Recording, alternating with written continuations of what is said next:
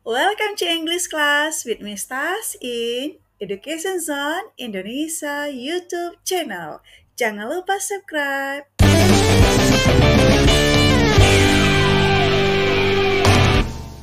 Okay, student. Today we are going to talk about using for example, for instance, and such as. Ada yang tahu makna dari ketiga ungkapan ini? Ya, benar sekali. Ketiga-tiganya punya makna yang sama, yakni sebagai contoh atau memberi contoh. Namun tentu saja ada perbedaan bagaimana cara menggunakannya dan juga di dalam penulisannya. Nah, untuk jelasnya langsung aja yuk kita lihat sama-sama.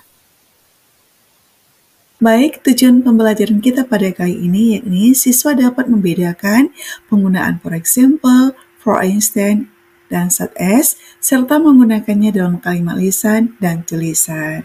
Jadi nantinya nih, kalian diharapkan bisa menggunakannya dalam kalimat sesuai dengan pola dan struktur yang tepat. Oke, dari segi makna, this expression I use to give example of what you are talking about. Jadi ketiga ungkapan ini, baik itu for example, for instance, dan juga such as, digunakan untuk memberikan contoh-contoh mengenai hal yang sedang kita bicarakan, mengenai hal yang sedang kita diskusikan, atau mengenai hal yang sedang kita ungkapkan. Jadi mereka ini akan menolong kita mengklarifikasi. They help us to clarify or illustrate a statement. Akan membantu kita mengklarifikasi atau mengilustrasi atau juga sebagai pembuktian atau penegasan dari sebuah pernyataan. Dengan cara apa? By showing specific cases, dengan cara menunjukkan contoh-contoh yang lebih detail atau lebih spesifik.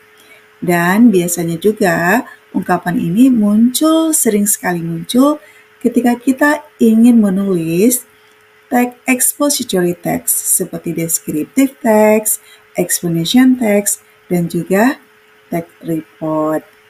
Nah, dari segi strukturnya sesuai dengan meaningnya, so the social function of them, for the first, untuk pertama sekali, yang pertama, to clarify or support or illustrate a statement, seperti yang kita bicarakan sebelumnya, sesuai dengan maknanya. Tujuannya juga untuk mengklarifikasi, untuk mendukung, dan juga untuk mengilustrasi sebuah statement. To make communication clear and more informative. Dan juga ini akan membuat komunikasinya menjadi lebih jelas dan lebih informatif. Commonly used in spoken and written English, especially in explanation text, procedure text, and report.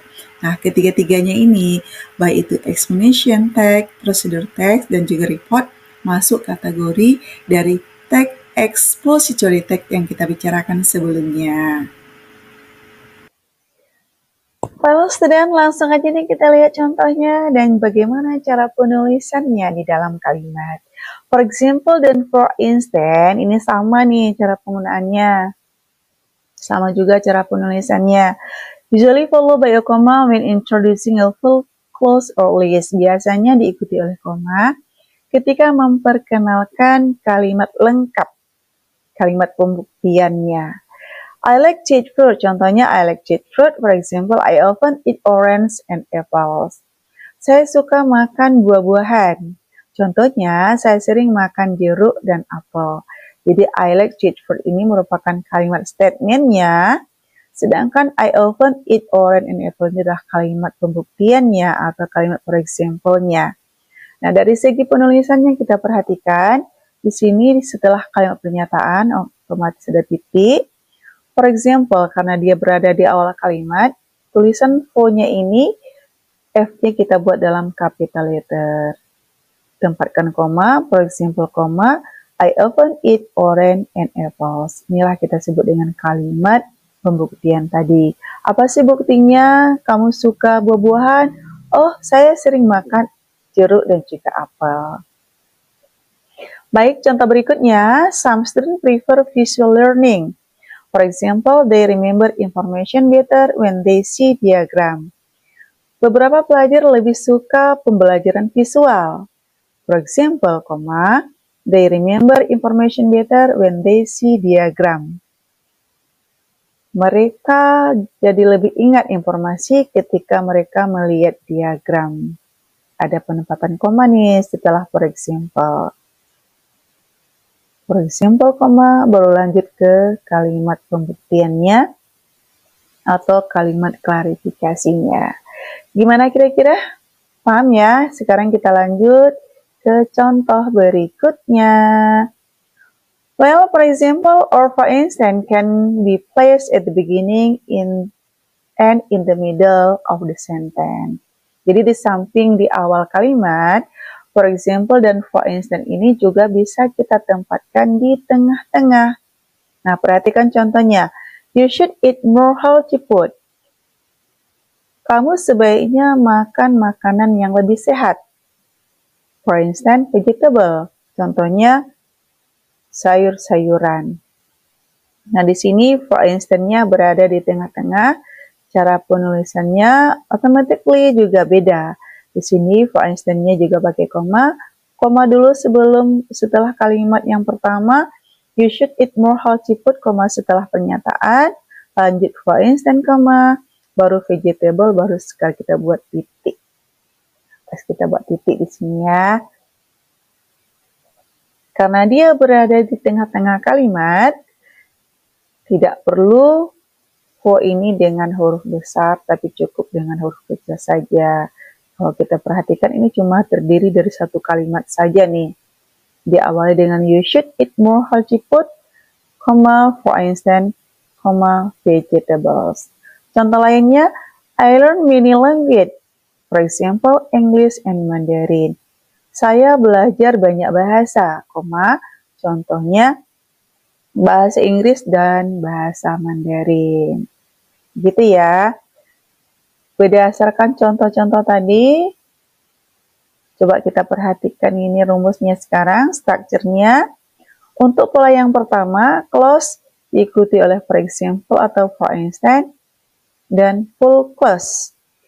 Kalau diikuti oleh full clause, kita pakai yang pertama, yang for example-nya berada di awal kalimat dengan pola, dengan tulisan O-nya huruf besar ya.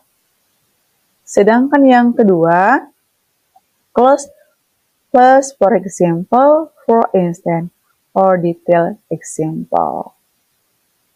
Klausa diikuti oleh koma, for example cukup dengan, karena dia berada di tengah-tengah, F-nya ini huruf kecil, diikuti oleh detail or example dengan contoh yang lebih detail. Oke, sekarang kita lanjut ke such as, penggunaan such as. Nah, untuk such as directly introduce specific example in a sentence. Artinya, such as ini memperkenalkan secara langsung contoh yang detail atau contoh spesifik itu di dalam sebuah kalimat. Ya. Dan biasanya diadanya di dalam kalimat, tidak pernah berada di awal kalimat. Jadi such as ini sama sekali nggak pernah kita temukan posisinya itu di awal kalimat.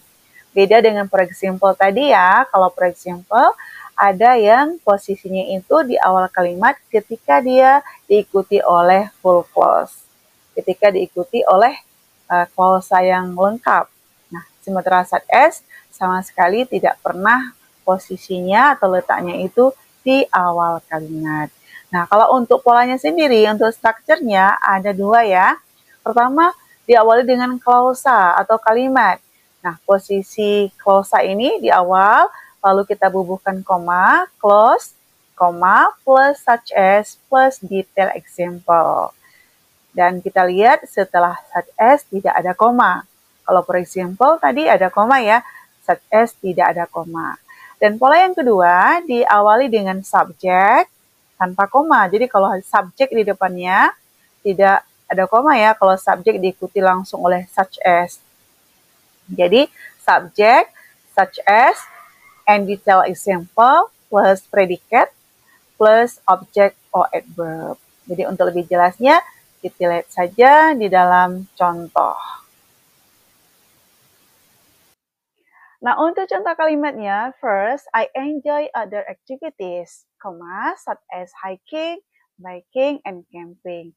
Ini tadi yang merupakan pola yang pertama, yang dimulai dengan klausa. Mana klausanya? I enjoy other activities. Dikatakan dengan klausa ataupun kalimat, dia memiliki pola subjek, diikuti oleh predikat, kemudian objek atau adverb. I enjoy other activities, such as hiking, biking, and camping. Nah, kalian juga bisa lihat nih bedanya dengan for example. Kalau for example tadi, setelah for example, kita tempatkan koma. Sementara such as, without koma, sama sekali tidak ada koma, langsung saja such as hiking, biking, and camping. Tidak ada koma setelah such as. Contoh yang kedua, he has many hobbies, such as painting and playing guitar. Dia memiliki banyak hobi seperti melukis dan bermain gitar. Dan kita lihat tidak ada koma setelah such as. Bagaimana dengan pola yang kedua? Tadi pola yang kedua diawali dengan subjek langsung diikuti oleh such as. Ini dia contohnya. Social media applications such as TikTok and Instagram are popular among teenagers. Sosial media, aplikasi seperti TikTok dan Instagram populer di antara para remaja. Nah, untuk pola yang kedua ini sama sekali tidak muncul koma, dan kita juga tidak boleh menempatkan koma setelah subjek. Sehingga yang pola yang kedua ini murni sama sekali tanpa koma, langsung diakhiri dengan titik. Contoh yang berikutnya, many countries. Di sini many countries-nya sebagai subjek, such as Japan and South Korea have advanced technology. Jadi jelas ya, perbedaannya antara for example dengan for example, for instance, dan such as. Bedanya itu dari segi posisinya. Kalau for example tadi ada yang posisinya di awal kalimat, ada yang di tengah-tengah. Kemudian setelah for example atau for instance ada koma. Sementara untuk such as dia hanya terdapat di tengah-tengah kalimat atau di dalam kalimat dan tidak ada koma setelah such as. Gimana? Udah paham kan? Jelas ya? Sekarang kita coba kerjakan latihan. Yuk, sekarang sama-sama kita kerjakan latihan. Let's practice, for example, for instance, such as test your grammar skills.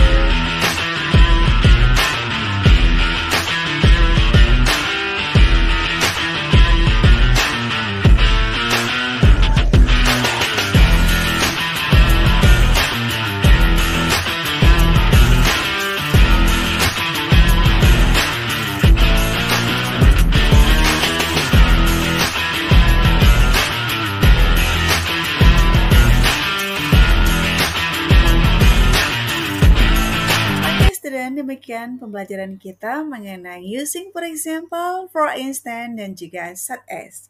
Gimana? Gampang kan? But don't forget to do more practice. Okay, see you!